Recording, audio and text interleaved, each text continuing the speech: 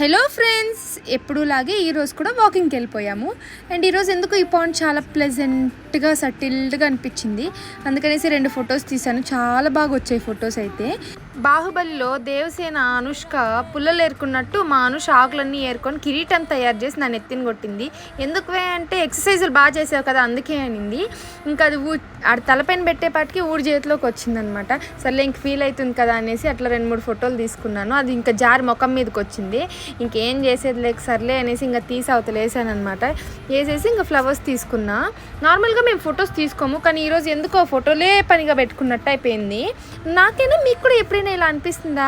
ఏంటంటే నిద్ర లేచిన వెంటనే మన మొహం చాలా బ్రైట్గా చాలా బాగా కనిపిస్తుంది కదా.